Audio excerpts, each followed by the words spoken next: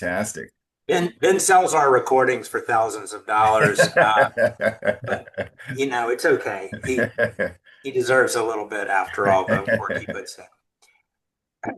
Okay, so let's go ahead and go. If somebody else comes in, we'll be fine. I'm putting the questions into the chat as we go. Um, and so the first thing is really a chance for everybody to share. Well, actually, we usually start by telling how you like the book, so you can do that. But I thought it would also be helpful to kind of frame the discussion in terms of your own approach to road trips and how it maybe affects how you enjoyed this one Lovely. or Well, not. hey, listen, I'll jump right in. I thought it was a smashing fun read. And I have frankly not read a travel book with this kind of mix of journalistic really circus-like abilities to come up with this whole story with limited and somewhat aged sources. And so I found it fascinating and a very enjoyable read. And and it's kind of up my alley also because the idea of the pace of the journey, I think, is such a critical part of this book. Uh, and the idea that an old, very ailing and penniless woman can hop on a horse and take along a bunch of rattling pots and pans and other things like that, plus one dog. Um, and just leave it in fate's hands. Most times she was like, I'll just go until it starts getting dark out. In my own experience, I actually I did do a trip around the borders of the U.S. In a car for several months where I had the same philosophy. I didn't plan where I would get to, didn't make reservations, so I just stopped when I found an okay motel inn in a place that looked interesting. And that was fun because then it was a journey where I had the time to do that.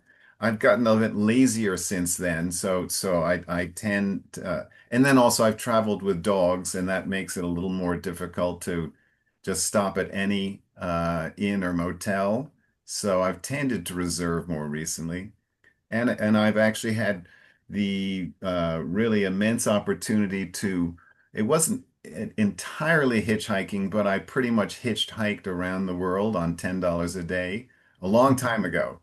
Uh, and so that also was a journey of happenstance.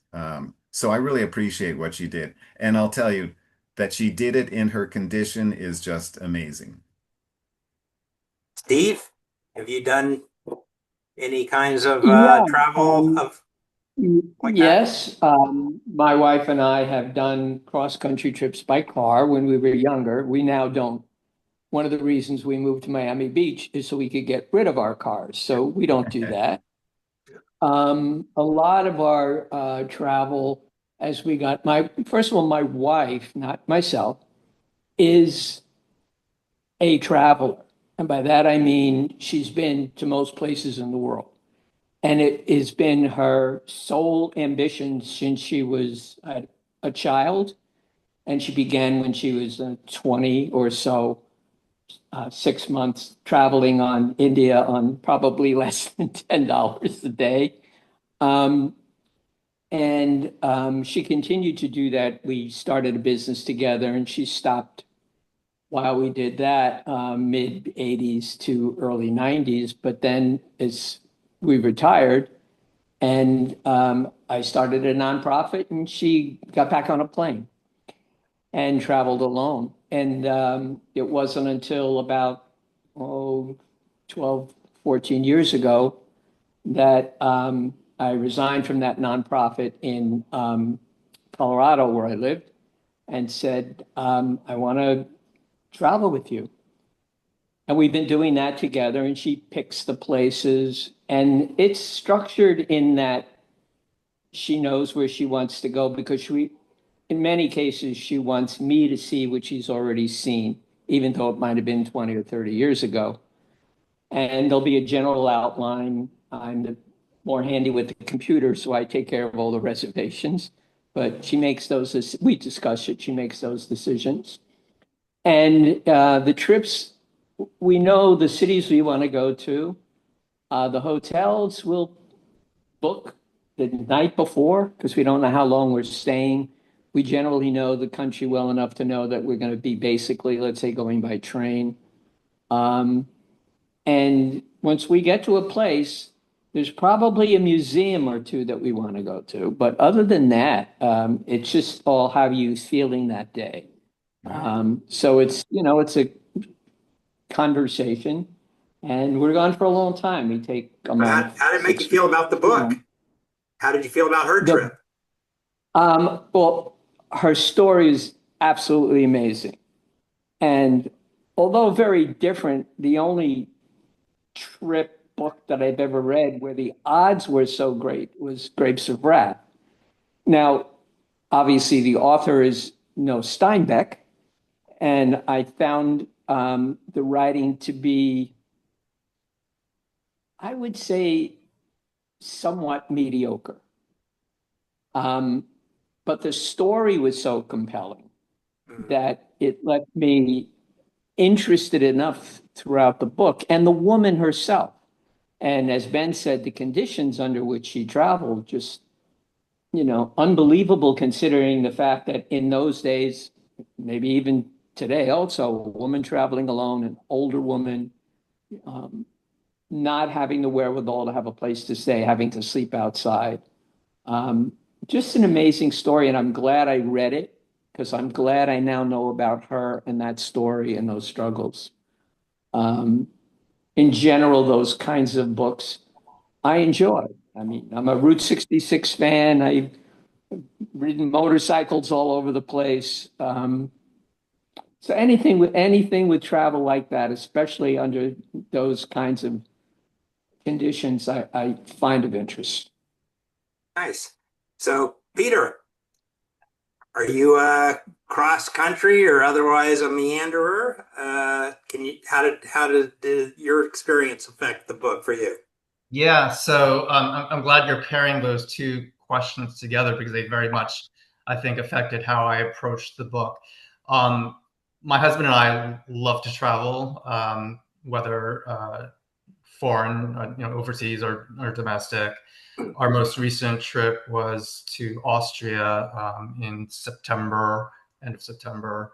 And I am an over planner. I will admit I am a type A, plan it, research it out, figure out what museums, what restaurants, what hotels. I've got the whole thing mapped out. Now, so did this book drive you crazy?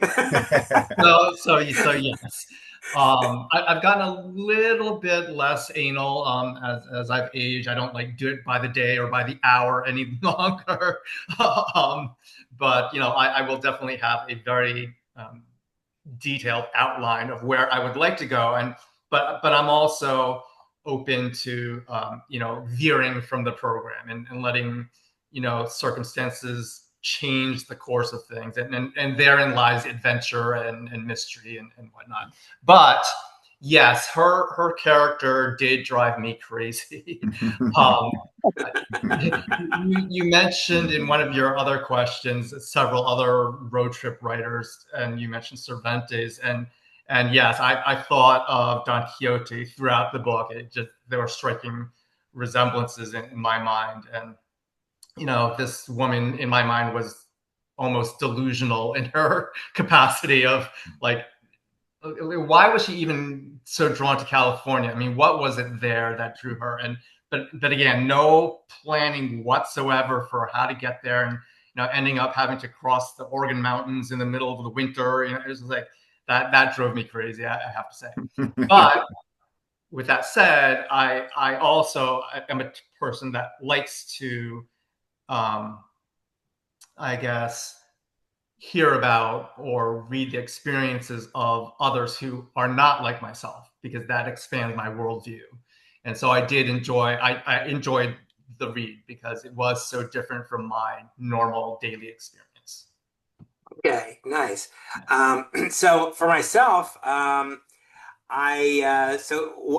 thing, the reason that I chose this book was just I am spending half my time up in Maine these days, and because she's started from Maine, someone had recommended this book to me, and it's probably been I would say far and away the least literary and most accessible book I've ever put forth.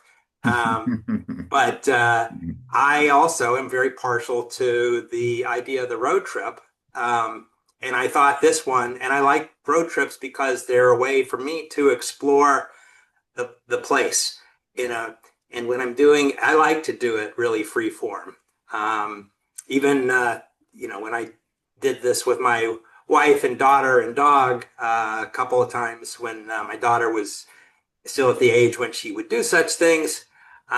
We would do it with car camping and, kind of impromptu, could go anywhere, set up. You could always find a place to set up your tent, a park, a national forest, whatever it might be. So I am very used to doing that kind of travel, and I find it a really good way of exploring and learning about uh, the country. And so, what appealed to me when suggesting it was just the idea of, okay, this is done by a journalist who's adding in all this context. So this might be a really interesting way of learning about the country back at mid-century, which is the upper limit of our Wilsonian time period. Um, and so the book, in that sense, was a really good exploration for me. I think I agree with you, Steve. I don't think the writing measured up in any way towards the kind of things that I normally would be proposing to read as a group. But as journalism, I found it pretty insightful, and just very competently done historical context, um, and adding a lot to a view a particular time and a cross section across that time by a very curious character. So yeah, my experiences definitely affected the very decision of wanting to read this book, and also thinking it might be a useful kind of a way of learning about the country at that time. And So, Mark, if I can just add, I love it that yep. you offered up your least literary suggestion so far in your book club career here, which goes back a number of years. So you're branching out, I'm going to defend her writing a little bit. I will say John Okay. Steinbeck is like a very tough comparison because among all the travel writers, he was a superb fiction writer, and some say his travel books were largely fiction. But he With his wrote, dog. right? Maybe the dog wrote it, but it was just No, he completely traveled with his dog, right? So that was, that too, Travels with yeah, Charlie, but that he wrote spectacularly well. Uh, and this writer, Elizabeth, is it Letts? let's, She descended into a little bit of corny cliches when talking about the tree and the rock. It's hard to tell though if she was just picking up on a cliche from Annie or it was her own cliche. Uh, I found it very smooth writing uh, and really competently done without too much padding. So she would cut something short and wouldn't elaborate too much on it, which I think for most journalists is tough to do. So anyway, oh, go ahead, Mark. fair enough. Well, we'll come back to our judgments at the very end on this, but let's focus in on the main character here. And obviously she was being dealt a lot of really rough uh, cards there towards the end of her life. Um, and so I'm just curious what you all think. What explains why this person who really never, traveled too far at all, would react to this intensifying, hardships, with this complete, out of the box approach. So does anyone, have any insight into the psychology here? Well, I do think that her having lived such a difficult life, a life in which she had very little control of day to day, her financial circumstances, and the weather.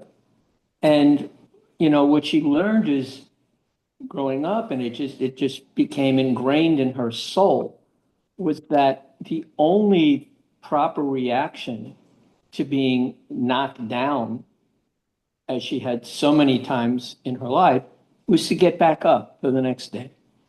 And I think you saw that again and again. Now, that doesn't mean that when you get back up, the decision you make about what to do is always the best, like going over the mountains in the winter. But she wasn't fazed by it. And you can characterize that when you don't go through those kinds of difficult circumstances as courage.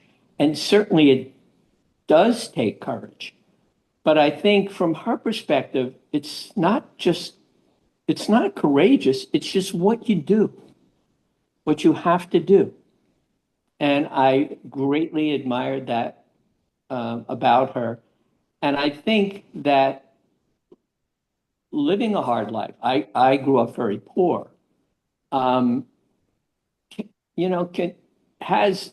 there's a greater probability that you'll be stronger than if you are given all kinds of unearned opportunities by your parents. There's less of a chance that you'll be able to deal with difficult circumstances as you grow older. Good answer. Others? Anyone else want to add to that? That was actually pretty right to the core there, Steve. So I grew up in Rhode Island, and I think there's an aspect to being from the New England region, and I'm imagining in the early 20th century, especially in rural Maine, even more so. And it goes along with what Steve was saying, that there is this self-reliance notion of, not having to depend on others, almost to the point of fault, where I feel like there takes a certain amount of humility to rely on others. And you see that come out in the book, where she does have to rely on the kindness of strangers, right? When she gets into trouble. Every night when trying to find a place to sleep, she had to ask, right? But it didn't seem like it necessarily came easy to her. But it also, I think the author makes a good point that it maybe in those times where people were more prone to reach out to strangers, that was easier. These days, not so much. But I think that's part of her character is that deep notion of self-reliance, where it kind of, again, sort of was somewhat grating on me was, again, the negative side of that personality, where I felt like she just didn't really have any deep relationships. And, it was quite obvious that, she was able to pick up from her roots and completely sever her ties to where, her descendants came from, and just move across. And it was quite clear that her closest companions were her animals, which, again, there's nothing wrong with that. It's just that, to me, it showed as her personality that she didn't necessarily have that warmth of relationship with other humans, which was interesting. Yeah, I think that's right on. Yeah, and there's also a certain naivety to it. And I totally agree with, the idea of self-reliance is kind of, really impressive, the things that she was able to do. I mean, there's things that I would have to struggle to do in that setting, but also some naivety to it, right? Her mother wanted to see the Pacific, and I have a feeling, it all. One of the things about the book that was a little, I don't want to say disappointing, but I mean, the idea that she became the media star and everything was kind of set up for her cross country, to go, very quickly, having all these people seeking her out to help her. I mean, if that didn't happen, I have a feeling, this trip would have taken her 3 to 4 years, but she would have still done it because she just would have worked. She would have stopped and done work here and there and everywhere. And it just would have been a totally different book. Probably a more interesting story to me if she had not been the media darling that she was. But there is that naivety about, and it's I mean, they talk about her being a person of not of religion, but of kind of still having a faith. And so, you have to have a faith, certainly a faith in yourself, but also a faith that, just like her little neighbor kids that came and saved her when she was completely at the mercy of fate. That there is this neighbor, there's this kind of curmudgeonly neighbor helping neighbor, I don't have to like you, but I'm going to help you kind of thing across the country. And it proved to be, well, more than right for her because she was, in fact, a celebrity. Ben, did you have anything to add on this one? Yeah, yeah. Well, and you know something about curmudgeonly neighbor relations up in Maine, perhaps, but or Yeah. Florida, maybe Miami Beach has worse instances. But I might be seen as going over the top in my praise of Annie Wilkins, but I saw her as a quintessential American. So it was her character and less her difficult life circumstances that I thought took her through this entire journey. If you think of it, she was an optimist. She believed in a better tomorrow.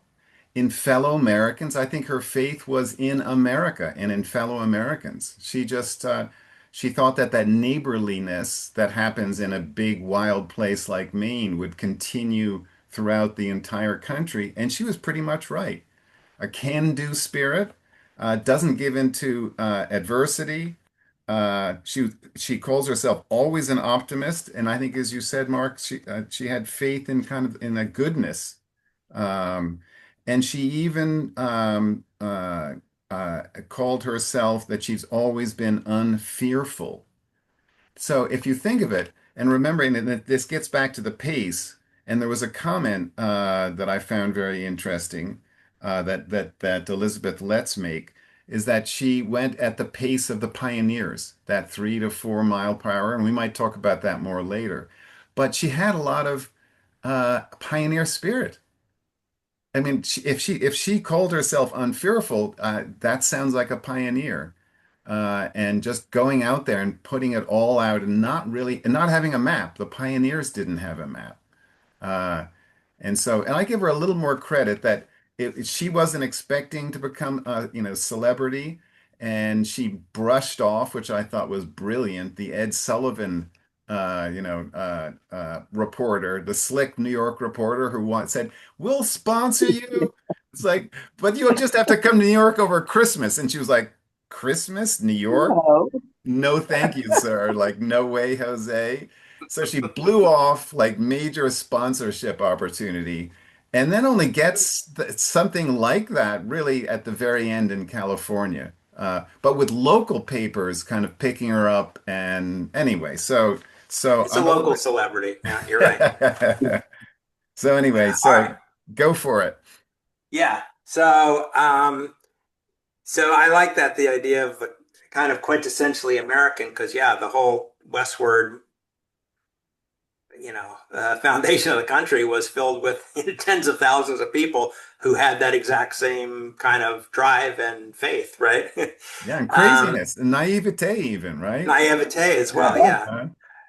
yeah. So thinking about the dog and the horses, I was it one of the things that popped into my mind was this whole incredible journey. Does everyone know that book? We're all of the age, right? So, um, so just what do the animals mean to her, to the media people that were following her, and today? And uh, yeah, so I'll pass it on. Who would like to tackle?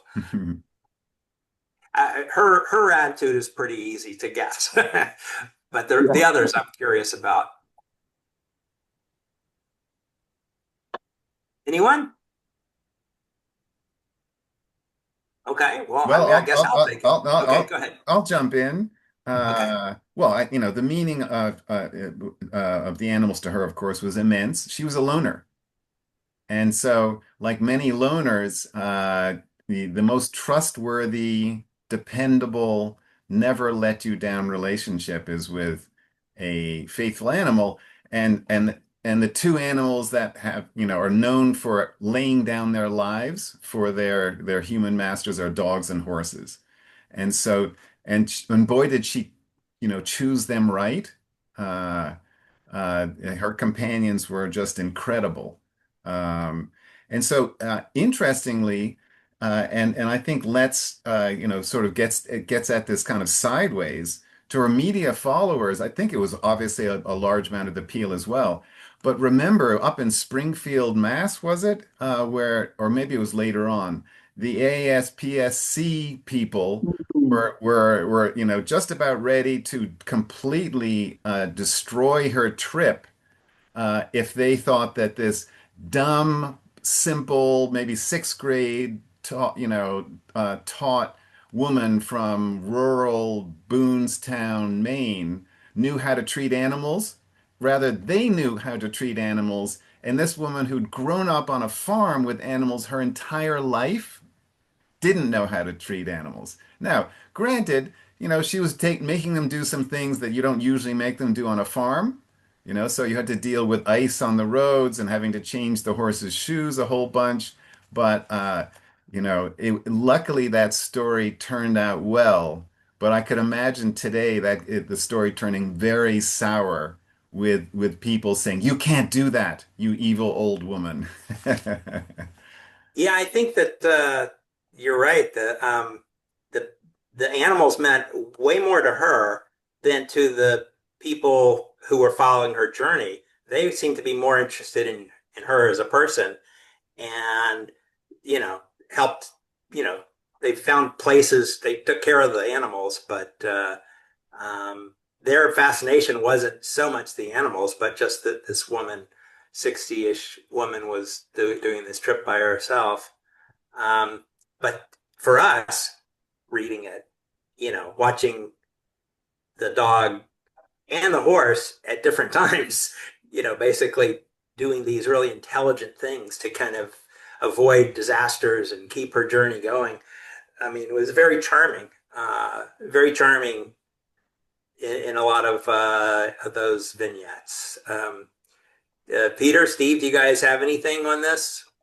Yeah, so Just, I mentioned. Oops, Oh, I'm go ahead. go ahead. talking I'm at the glad same to. time. Go ahead.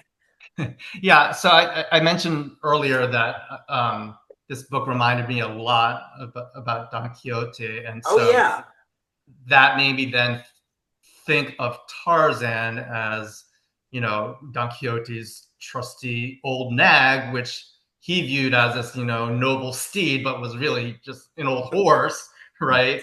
right.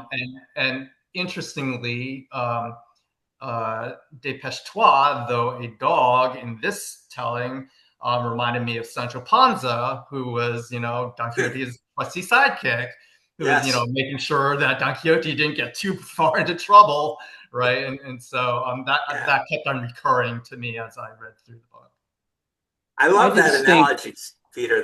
I hadn't thought Hmm. Hmm. of it in that literal Hmm. transposition, but I did. Yeah, it did bring Cervantes to mind, but you took it a lot further in your thoughts than I did. So I love that. Steve, what were you going to say?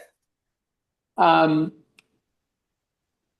when I lived on the East Coast, grew up on the East Coast, ultimately we got a dog, which I always wanted, but I conceived, and we all did, and a lot of people do, is to see the dog as a pet, to see the dog as a kind of comforting animal who loves you and licks you and warms you up on the couch, and it's all very sweet. When I moved to Colorado, I lived in the mountains, and people still love their pets, but their pets worked.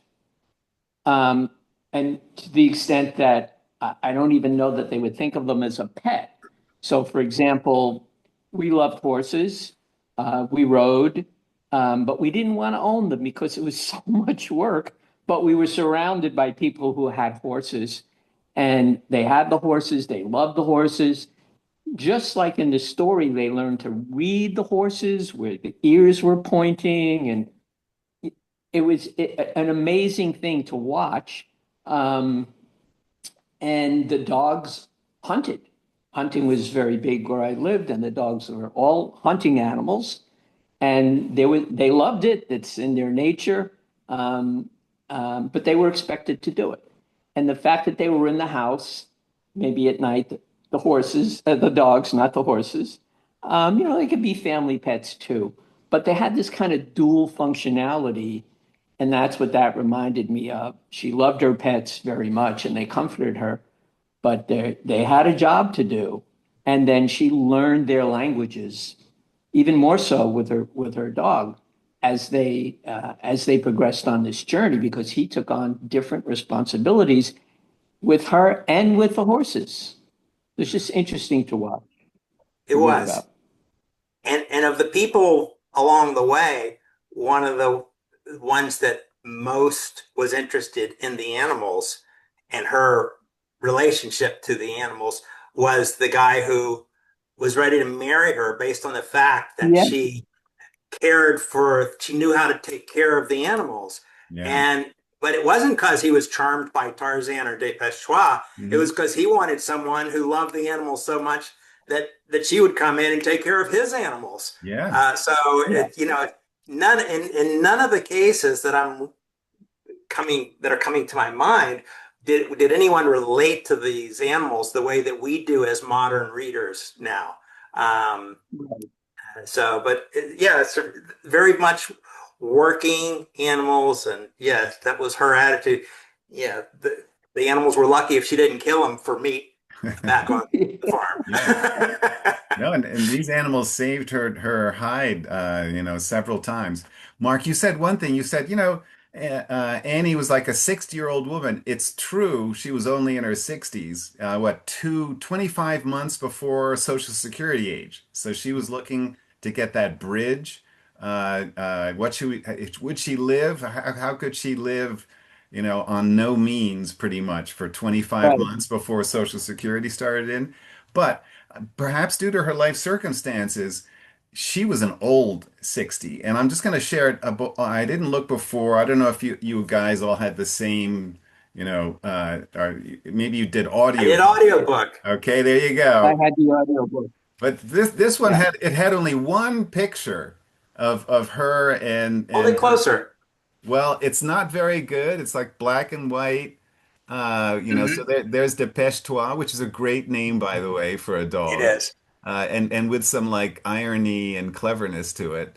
And so there she is on Rex with Tarzan doing this, loaded up with this stuff with a truck going by. But Nice. only today did I go, I'd like to like see a little bit more. And so I just want to share a quick image uh, of, let's see if this, there we go. Can you all see that? I Oh see it. yeah. Oh my Okay. goodness. So Mhm. this is at the beginning of the journey. And I did find one at the end of the journey. I mean, what a smile, but look at that. I mean, that in a bad teeth, completely bundled up. She looks, well over 63 to me, but that's just, again, maybe it's a tough life.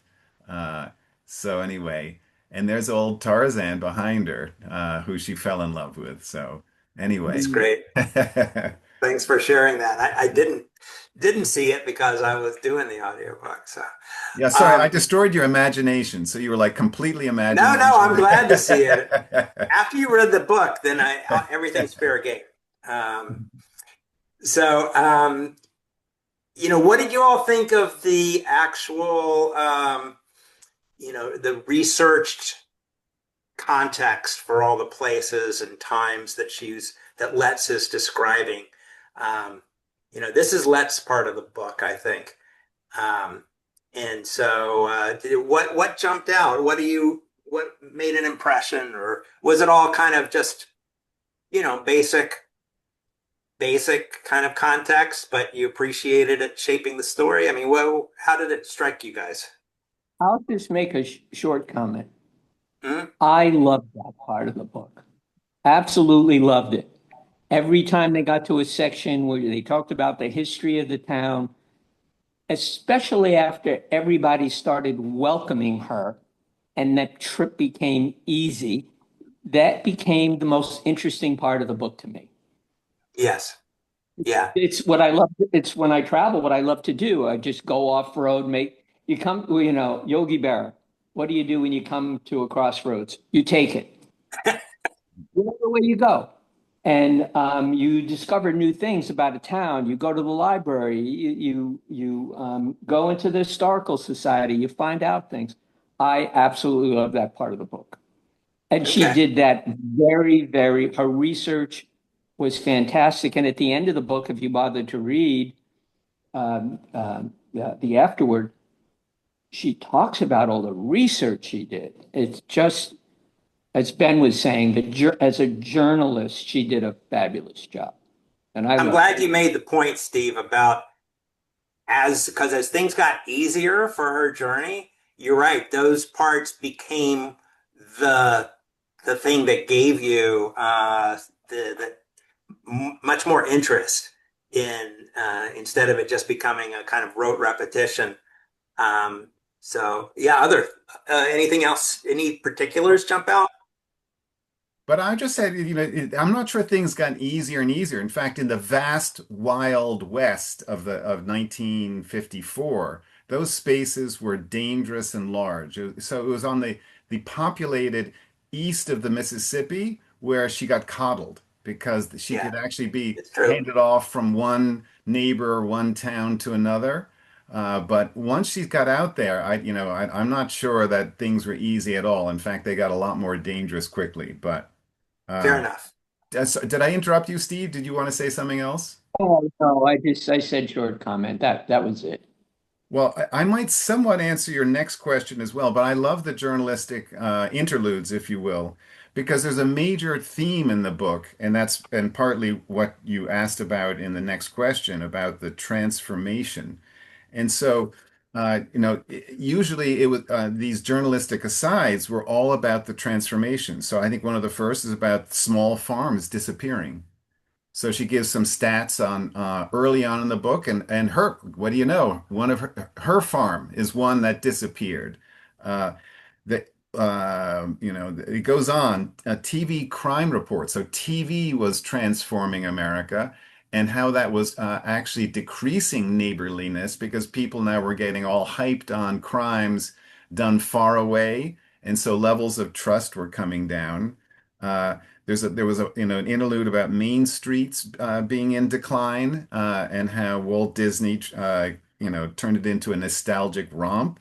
But the one that I'd really loved were that police stations were used to bed homeless men, and to be a place where you could get a good straight meal. Like wow, I mean that America that I just don't see that like even in remote and well maybe actually I'll take that back. I've been up in Maine in the summer where you'll go by and it's on your honor farm stands Yep. where it has the price and there's a can and you leave your money and no one steals the money, not even kids. I would have stolen it as a kid growing up in You Cambridge, make Mass. change. Yep. Right. So, uh, Yeah. you know, And so survives. so those extra journalistic Phillips, I think, were towards a greater purpose, one of the bigger themes in the book. Yeah, well, we're going to get to that. Thanks for transitioning us. Peter, Yeah, anything no, jump to you? I also, yeah, I appreciated the contextualization. And for me, it was constantly kind of like zooming into her story, but then zooming out to the bigger picture in which she was operating. And that helped me follow her story in a way that wouldn't have been possible if it was just focused on her narrow scope. Because she was not necessarily aware of a lot of these other details necessarily, but understanding those details help us place actually her challenges in a way that she may not have even appreciated. Yeah, for me, yeah, I probably wouldn't have done the book if I didn't know that it had this dimension to it.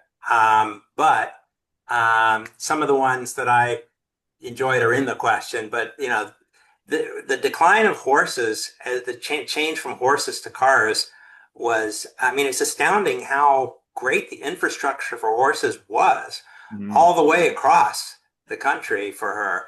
And this is just, this was, not too far before I was born.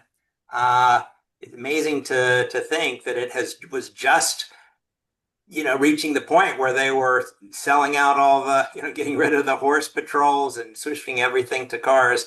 That was an amazing transformation, like the technology transformation has been in our time. And yeah, I think that a lot of the insights added to that. And I have Um, to say, if I can add, it was sad to hear how many drivers were zipping by. That sounds very contemporary. Probably most of us have been on bikes at some point where you go, boy, that car really didn't have any respect, where they just zip right by. And they were doing that to her with frequency and doing it with a skittish horse or even on bridges, so it's like overall her experience was great, but the some of the worst behavior were by drivers even back then. Yeah.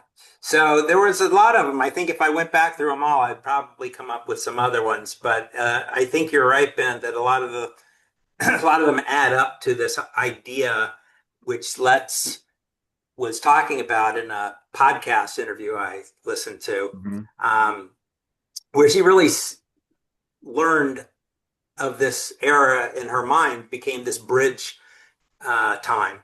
Um, and so I think she, you know, makes the case in her writing and what she chooses to tell us about contextually, that we really feel this transition from the horse era to the car era, which is in itself kind of emblematic of the whole transformation that's happening.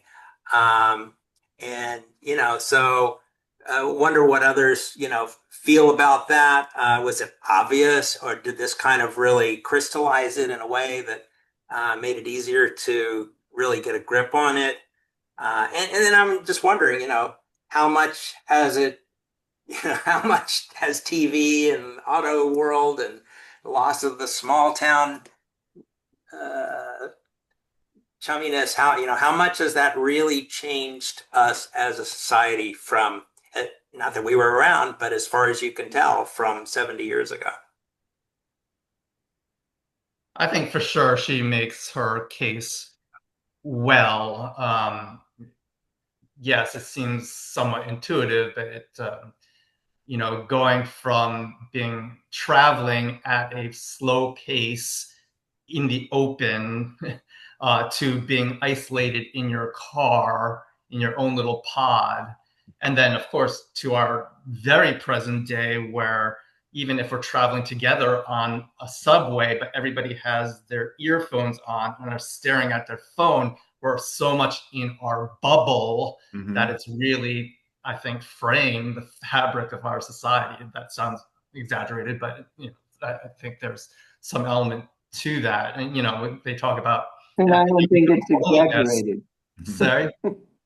And I don't think it's exaggerated. Yeah, yeah, I think, yeah. I mean, they talk about the epidemic of loneliness, and I think that's very true because of all of these various factors that are keeping us in our own little bubbles. And I don't want to sound like a neo-Luddite, but technology has, and mechanization and things like that um, are somewhat related to how we as a society have chosen to operate. So I definitely think she makes a good case. The one thing that I will say, and to her defense, she actually does bring this up, but there could be a tendency to idealize sort of, the 1950s Ozzie and Harriet sort of days, um, as all these strangers are just going to open their houses to us. But she does make a point, which I think is very good, that if you're a person of color in those days, you're not going to receive the same treatment, right? If you're on a road trip across country as a Black person or a person of color, people aren't going to fling open their doors to you. And so, to her credit, she does mention it. She doesn't belabor it, but I think it was good for her to mention that her Annie story was not necessarily how others would have been treated. Yeah, there's one or two movies that really bring out that whole Green Book Yeah. idea. And you're right, it's completely impossible unless you are, in the right position. But economically, she wasn't in the right position. Age-wise, she wasn't in the right position. Education-wise, she wasn't. But but yeah, there was. That's a really good observation. Yeah, she's an overcomer. And if I can add something about Yeah, Letts and her writing, you might have noticed that well, she is a horse lover, right? So her prior published books included The Perfect Horse, The $80 Champion, and that actually added a lot because a lot of this story then was about the relationship of Annie with her animals, and so due to Letts's understanding of horses and love of horses, no doubt she had to surmise some of those things. I don't think that kind of detail was put into Annie Wilkins' journal, uh, and remembering that she lost 2 out of 6 in that flood. So there's like a big, huge gap, and I doubt that her journal was that detailed. So her love of horses gave a lot of good substance to the story. And she herself, maybe she's just an Annie Wilkins wannabe, but she ends her author's note by saying to all of them, and remember, she drove 10,000 miles as part of her research for this book. She brought along the 1954 road maps that she could find in order to find the route and see what the things looked like back then and to follow that as closely as possible. And she ends her author's note by saying, to all of them who went out of the way to help me, thank you for reassuring me that Annie's America is still out there and it is ours. So yeah, her final point is a really optimistic one. It's like that neighborliness.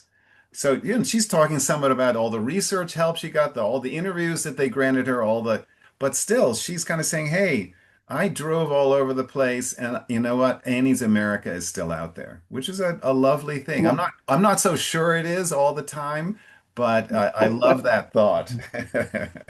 Well, yeah, I appreciate Ben.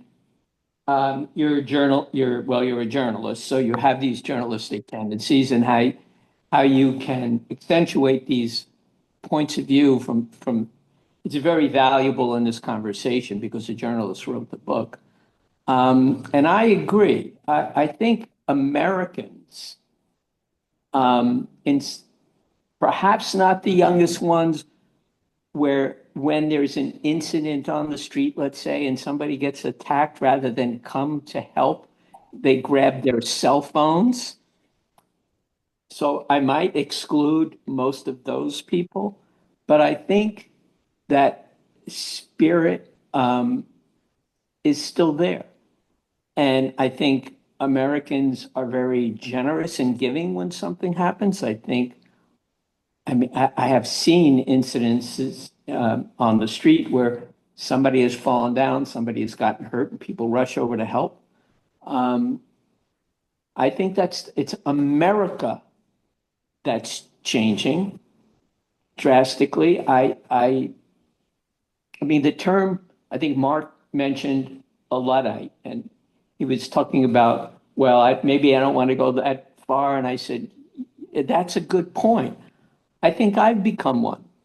I mean, the history, I mean, that term, he was a fictional person, Ned Ludd, from the early 1800s in England, when the people who worked in these factories were afraid that the new technology was going to drive them out of their jobs, just like people now are afraid of AI is going to drive them out of their jobs.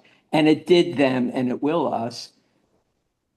So that whole movement, when people began to leave the country and go into the cities, I think is part of what's happening all over the world.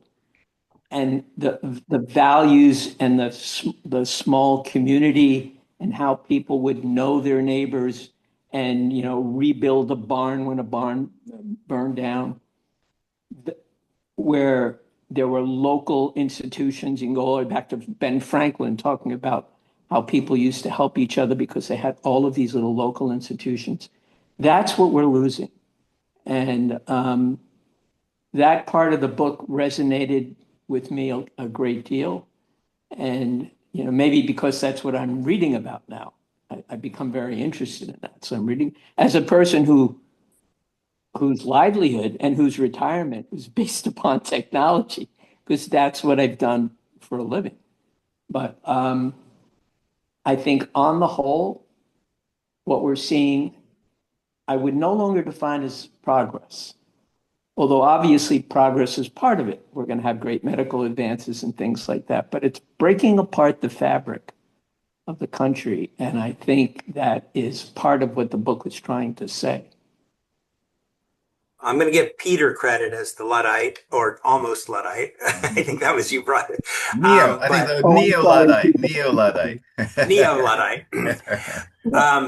So the book, and you were talking about it being a little idyllic. I think it, in some sense, it's, you know, the book is a little bit of one of the heartwarming books, which is, you know, I'm not a Hallmark kind of movie fan, so I'm not that, I don't necessarily respond to that in a book either. But I did, when at the end of the book, the part that you quoted there, I did get a little bit of a lump in the throat because I think, you know, I think that it is, you know, we've been in an industrial and communications revolution for like 200 years, and it doesn't disappear. It's not like any one change has ended the things that she's idealizing in that. It's just that they're transforming, and now we engage differently, whether it's, you know, networks or, like, you know, maybe it's groups that we're a part of, or, you know, different, you know, there's not necessarily, maybe it's local, you know, but maybe it's, you know, it's kind of fragmented across in different ways. Whereas in that time, it was much more simple, certainly, and she's in small town places because she's skirting the big cities. So it seems much more simple and natural. But yeah, I mean, I have to feel like a lot of that is human. Maybe it's American as well. You know, I think it's really hard to kill off that tradition. And I'm glad to see it celebrated, you know, in this book. So I have to hope that it's not okay. It went out with the horse. Any further thought on this before I move us to the next? Yeah, I was going to say, I do think that Les does do a good job of not over idealizing things. I mean, she doesn't portray America as this unvarnished, you know, everybody was opening up their doors, because in fact, there were doors slammed in her face. You know, you cannot stay with us tonight.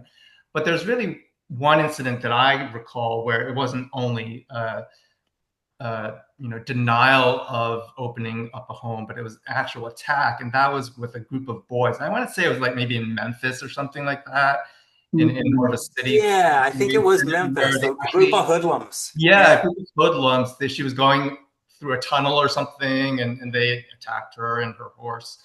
But again, I think it's telling, number one, to show that was an exception rather than the rule. But also, you know, again, this idea of, you know, in a group of boys, somewhat ironically, it's actually that's where they can be the most anonymous, and where then they have a freedom to, do these acts of violence, right? And that's sort of, again, in our more modern society where we're in cities, and everybody, the problem is someone else's problem. We're all driving by we see a car broken down on the side of the road, and we drive by because, that someone else can stop. And, well, I'm not the only one that can help, so I'm just going to keep on going. And so that idea of, we're no longer in these, farms where, someone comes to us in the middle of the night. Yeah, of course we're going to, open our doors to them. It's like, well, you're someone else's problem now. Is kind of, I feel like, what Les was saying, the transition from the old days to the, modern days is about. Yeah, and even in that time, a lot of the ones that came to her rescue were just the police who were like trying to keep the order, but they might have been cued in on what, that she was a little bit of a celebrity. But yeah, it's not necessarily just the average person stopping to help her. A lot of times it was the police who were kind of shuffling her through the different steps. Um, the next question here is just kind of a carte blanche for you to, if there's any incidents uh, or parts of the book due to their, the natural challenges that she was facing, anything that kind of jumped out to you. We did talk about a little bit already the idea that the story does keep you engaged because the journalistic approach that she used in providing that context as she went through. But does anyone have any points they want to, or just incidents that they particularly appreciated as she's going through? This is really the speed of walking. It's like doing the Appalachian Trail, walking it for 3,000 miles or whatever it is, 2,000 miles. It's really just like a hike. Yeah. I'll jump in there, and I do want to say how much I was engaged in reading the book. I think what Letts was capable of doing was really getting us, or getting me, to root for her, uh, and root for the animals. And maybe I'm a sap, but it's like whenever difficult things would come up, the hoodlums, the mob mentality in Memphis, uh, or other, I was like, I can't wait. It's like, and if she dwells on this, I'm not gonna like this, right? Because it's like too painful. The idea of the old woman, two horses, one dog, bad things happening to them. So again, I'm a sap when Rex dies in California. And by the way, California, which is this hoped for dreamy place, is where her, except for Dépêche Toi, but we don't know where Dépêche Toi died or when. But both animals died in California. So there's a little bit of irony there. The Golden State was the demise of both of her best buddies. But so I was tearing up when Rex went. So I think she engaged very well. And at least for me, she didn't, speaking of the author, she didn't dwell on like bad parts where I would have I would have been wilting like a flower. But rather went over them quickly, and then and something always came up, so except when Rex died, that's the only time really when something didn't. And I guess Tarzan later on, but nothing came up to save the situation, but every other time something did. Any anecdotes that anyone wants to pull out that you appreciated going through it? Well, just I add appreciated when well, she didn't answer. She was told not to answer, but to think about it. The marriage proposal. I mean, here was a chance of this poor woman who still had really no prospects going forward. And as of the end of the book, she's still going to work for the rest of her life, still not be secure. And how this trip had changed her. Well, I don't know that it changed her. That's probably not right, but solidified in her all of these dreams and all these ideas about what was so important, and that her independence was at the top of the list. And here it was. She could have been wealthy, half of his money, then the other half when he died. And the answer was no. Mhm. Oh, she didn't answer. And if you remember, he said, well, if it's no, don't write me Don't tell me. because Yeah. you want to live in hope. Yeah, And he I was can something. imagine, yeah, that was really, real. I mean, who would turn that down? He was That very that really gentlemanly. Yeah. showed me the depth of her character.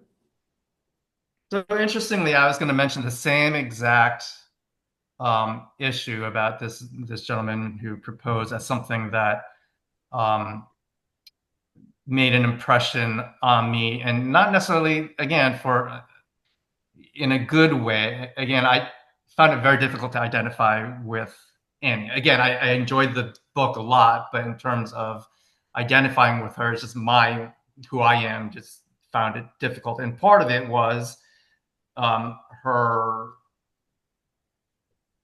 I guess, lack of any ongoing, deep, meaningful human relationships. And so this was the one spark that made me think, oh, wouldn't it be great if, at the end of the story, she did come back. I mean, she did pursue her dreams, get to California, but then come back and marry him. Obviously, if that didn't happen in the real story, then she shouldn't add that, fake ending.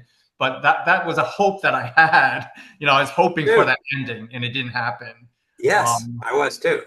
so yeah. You know what? Yeah. There's a triple because that was the memorable I was going to bring up as well. With the addition that immediately afterwards was remembered, she not only doesn't, rejects him, but she leaves quickly. I think after a nice meal, Mhm. and then she gets her and her animals, like in the one of the worst situations of her entire journey, trying to cross a creek. And if you remember, at At night. night. Yeah. Yeah, and that Yeah. she mistakenly thought it was whatever, and it was caved in underneath. And that was the situation where Rex completely saved her. And you might remember, Dépêche-toi, whenever one of the horses was about to, whether it was Tarzan getting caught up in a bridge's, was it the Bear Mountain Bridge cables, and then letting her almost dangling over the side, and Dépêche-toi goes like says, I'm needed now. He goes down and he goes and barks right in front of the horse to tell him to like back up, get in shape, do what you need to do right now. Uh, and so her sense of propriety in not staying on with a gentleman, even though he had offered to sleep in the barn, right? uh, was I'm going to head on, and she gets into one of the worst situations, and Rex, with Depeshtoi's help, saves her and them. Maybe it wasn't propriety. Maybe it was like Peter saying that she's just kind of a little bit antisocial, not able Yeah, to let down her yeah, defenses in order to have a real intimate relationship. But so for me, the thing that surprised, one of the incidents that I found most kind of amusing were how she would continually like meet and impress people with her story, her humor and her storytelling. She, a couple that I remember, one was the painter. I forget now which painter it was. Andrew Wyeth. Andrew Wyeth Yeah. in Chad's Ford, right? Mhm. Who's actually a main painter as well. Um, and then later at this chamber group, which I mean, just at different times, she's the star and she's killing it. And it's like, wow, this really. I found these moments kind of amusing and interesting that she was able to be that person in those settings. Then the other thing for me that the character of the mountains and crossing the Rockies was, and the deserts was like, this is where so many explorers and pioneers met their demise. So I I was thought it thinking was, Donald. yeah, the Donners, right? Crossing in the winter. And then but it was handled so, nimbly. And wasn't that also where she got no, that was before that she got the special treatment on the interstate just days before it was going to open up. Mhm. Anyway, I found that the characterization of that part of the country was, it happened way more easily than I thought, like a lot of things in the book that just went much more easily than I would have thought. But I still appreciated, um, just the majesty of those spaces having been there. So those were points where I, felt the raw nature because I've experienced it. I'm going to continue us on because it. I think Steve, you were the one who mentioned about her, you know, her changing, or whether she had just, reinforced who she was. Um, but yeah, I mean, did the journey change her? And is she just the quintessential American, or was she somewhat of a feminist? I mean, not sure what I think I don't about. think she would identify herself as a feminist. Oh, no I way. think she would identify herself as herself, Yeah. and any group that could profit, not only the feminist movement, but any group, the newspaper reporters, whatever, that could, out of self-interest, align with her would. And she'd be sweet about it, and she'd let them, and she'd cooperate with them.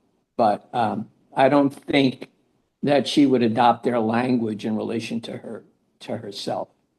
And for me, everything just deepened. I don't think she changed. She saw more, and in that sense, she grew. Um, but her essential character was, for me, as it was when she began her journey. So, Steve, you're saying she's maybe a feminist role model, but not a feminist. Yes, yes, she would allow. I mean, the word has changed over time. The meaning, people have used it for different purposes, and it means different things to different people now. I mean, I'm old enough. I'm in my 70s. I'm old enough to remember the feminist movement when it first started, and I look at it now, and there's a lot of feminists that I admired then, where things are changing for women now, where they're not speaking out. So it has different meanings to different people, but in terms of advancing women's causes, women's equal rights in society, um, it wouldn't have been a label that she would have attached to herself. She would describe herself, as she often did in the book, as what she was, um, with her sixth grade education, but allowed them to say, well, you may not call yourself that, but you are this in our eyes. And that would have been fine. She'd have been very gracious about that. But would she label herself that? No. Others, did the journey change her? Steve says no. Well, I'll jump in. I think her core remained the same, but she got a lot healthier, guys. And let me share with you Oh, yeah, the physically, yeah. major health improvement by getting out in the fresh air. And here's a picture of her, obviously, uh, later on. And I think from what I saw, this was maybe California. Uh, and so look how much, whether she's slimmer, maybe she just doesn't have so many layers of clothes, but there they are. So she's on Tarzan, she's on Rex rather. Yeah. And there's Depeche Trois now on top of Tarzan. So So cute. she's looking pretty good there. But now, Yeah. as for the feminist canard, and it's too bad we don't have any of Yeah. our female members to chime in. Yeah, I thought this But would be a good question for them. right. but I don't think she would see that. I don't see her. I think I really do see her as just a totally ordinary woman who was just I mean, did she wear men's clothes to make a statement? No, she did it because it was practical. Uh, right. So that's to get on a horse and survive the cold. She had, like what are they called? Uh, you know, don't get your in Maine, it's like don't get your snuggies twisted, right? For your long johns. So she had two pairs of long johns and whatever number. So she was just practical. And then she stepped into the public imagination of that.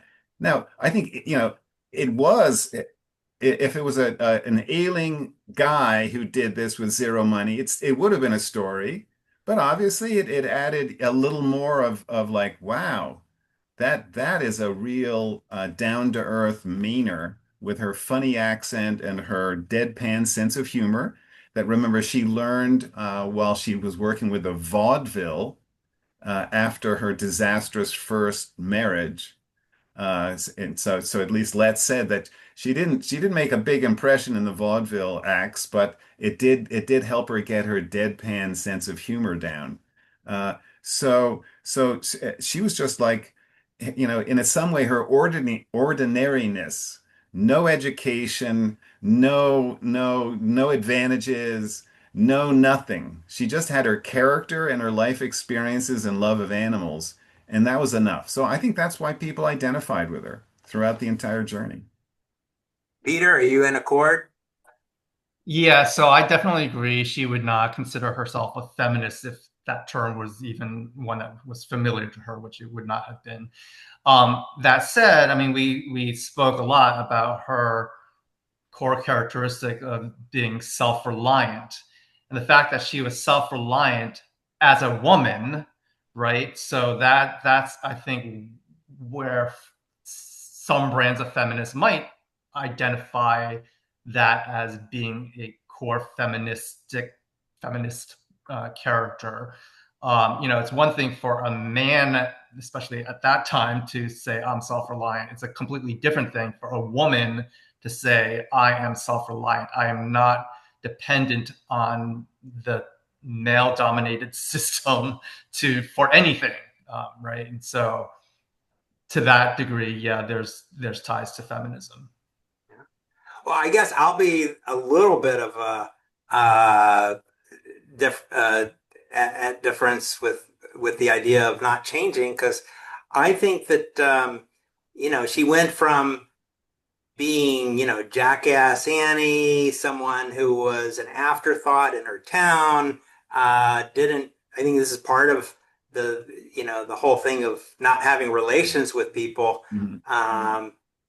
There's that she was somewhat of a, you know, worked to the bone, maybe downtrodden kind of a person in those early chapters. And then she gradually begins to be able to, to have correspondences with all these people, not intimate relations, but continued correspondences. She can now be the center of attention at a chamber meeting and keep everyone entertained.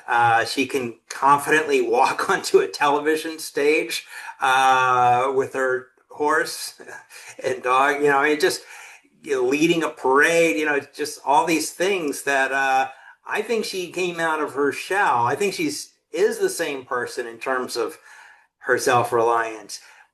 Uh, I will say I think the humor may have been heightened by vaudeville, but it's a main sense of humor. It's Mhm. very understated. It's very dry, and it's common to those who didn't do vaudeville there as well. But I think it brought out her confidence and personality in a way that had not been true for the first 60 years of her life. So in that sense, I'm going to say, yeah, I think it changed her.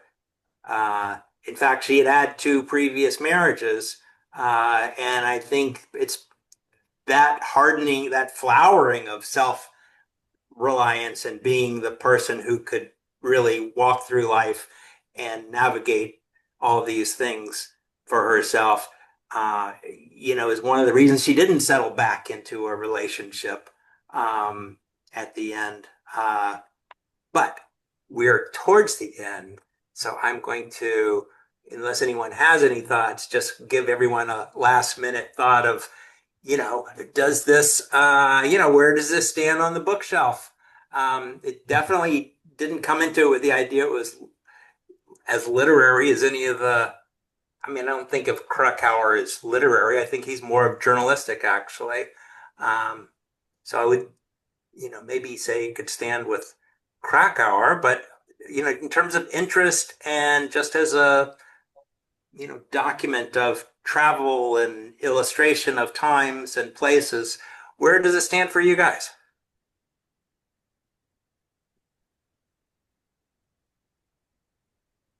Ben, I you're the can say champion for the Well, books. it, I, ha- it Steve, you have something hasn't to go, yeah, it Steve. hasn't changed my opinion in terms of its ranking.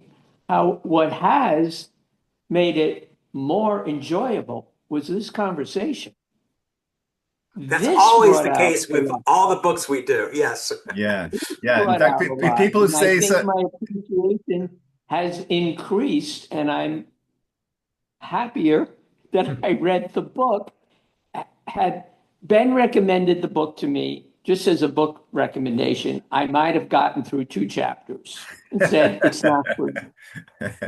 But this Oh, conversation, I thought you were doing this for friendship, Steve. well, I was, but now it's a little bit more selfish. Good. I hope you come back. And yeah, I felt that way many a time. There's some folks who aren't here tonight who add just a great deal to many of the books that we've done. And I come out of these meetings feeling the same way. Like, wow, I got a lot more appreciation for it afterwards than I did maybe, Yeah. when I was in Yeah. it. Yeah, and we've had some real disagreements. Some people saying they really like a book and dislike it. And almost always the person who dislike comes out with a far greater appreciation by the end of the conversation. So, At uh, least a respect. Yeah. yeah, I'm going to add a couple of things there.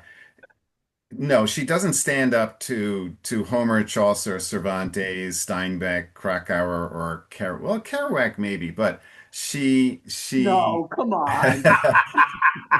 Kerouac No, was a No. drug-addled, don't you dig know, on one of my childhood heroes. drug-addled stream of consciousness. I've read it, but I'm not sure I would read it again. Whereas this, I might just read again. Uh, Okay. there's a couple of interesting things going on here, though, because there's really two stories. There's Annie's and there's Let's. Yeah. Okay. And so we're getting these two strong women and something's, there's going on between them. And if you think of it, there's a little bit of confusion in the book. It's uh it is an insight one of Annie's insights or is it one of Let's insights? You don't know. So No, good question. there's a blending, yeah, if you will, of the two characters, which is very interesting. That I haven't encountered that before in this kind of book. So I thought, it doesn't stand up in a literary sense, but I find a very fascinating book. There's one other thing, just a couple of, I consider her life is like outsider art. Have you guys heard of outsider art? So like completely untrained, never touched a painting school or whatever, and someone who's Yeah, my self-taught. grandson when he was 4. Okay, okay. Yes, kids are natural I think outside I artists. just learned that Steve does not appreciate untutored outsider art. But I would say that her life was outsider art. Uh, and maybe that's what it appealed to Let's. There's other, funny parallels. Maybe this is reaching too much, but you know, uh, there's a little bit of Pilgrim's Progress. We mentioned the Pilgrims, or rather the pioneers, but John Bunyan's, I mean, remember, she actually leaves from what's it called? Prospect Mount, which is where her farm is up in Maine. which sounds like a perfect Bunyan kind of going into the valley of slow or something like that. Uh, and so there is, despite her lack of religiosity, there's a pilgrimage going on here. And it's mentioned, I think, in one of the epigraphs early on about how a journey is a spiritual journey, and it's not what you get, it's not where you get to, but it's what you learn in the process. So it's like the pilgrimage was a major thing here. So I think Letts is dealing with a number of interesting issues in a subtle way. So I admire her terrific effort. All right, Peter, your takeaway? Yeah, I mean, I can appreciate the points, Ben, that you made. I guess again, as a literary work, you know, I didn't necessarily see what I would be drawn to in terms of character development or sort of the arc of the story of facing some sort of crisis that's overcome. And again, I just, for me, it was hard for me to really relate to. I mean, even why she was going to California. To be honest, I couldn't. It just wasn't. It didn't have the Homerian, Odyssey, import that I like in great works of literature. That said, again, I would not say I dislike the book. I actually enjoyed reading it. I guess I always come away with a couple of questions when I think of, is this a good book? Is, will it stand the test of time? 10 years, 20 years from now, are people going to still be reading it? And also another question is, would I recommend this book to a friend? Well, I guess the latter depends on who the friend is and what their interests are, but it's not necessarily the first book I would recommend. But that said, I don't regret reading it at all. And as Steve mentioned, having this conversation around it certainly made it worthwhile. Yeah, I think of it more as those are really good questions to ask at the end. I think of it more as an explorer's journal, and Elizabeth Letts is the explorer. So where it's just sort of, for me, what the value is the exploration of America at a particular time and across its breadth. Her the character's story is more, she's one of the characters along with the animals to me. Like she's, I mean, I know people, who have a lot of the same characteristics up in Maine. I find it really admirable to see this woman at this age and being a woman, just having the courage to do this kind of a journey. And I find that really remarkable. Would it sustain the book without the exploration dimension that Letts gives it? I don't think so. Ben, if you really wanted to see the difference between Letts and Annie, the Breeder memoir, The Last of the Saddle Tramps, you could still find it used, I All think. right. Yeah. Yeah, because that is her. She even filled in the blanks of the two missing journals, from her recollection there. And Um, if I can jump on that for a second. mhm. So while she didn't marry the goat herder, she did accomplish her dream. And then instead of going back and marrying the goat herder, uh, which would have been, I agree. It's like there's a natural feeling like, hey, maybe she should. Well, she actually found it wasn't like a romantic relationship, but she lived with and worked with what was the name of the woman, Mary? I forget. Uh, Right, who she met along the way. Yeah. yeah, and who's the co-author? She's Mina Tina Sawyer. She's the co-author of her memoir. So in other Yeah, words, so that person she met coincidentally on the trip, who gave her a big boost of support, and by the way, three women gave her like major boosts of support in the beginning of the journey. so Uh, good. and then she, so I guess she already was getting Social Security checks. The money that Art Linkletter had given her already had been, spent or was no longer saved.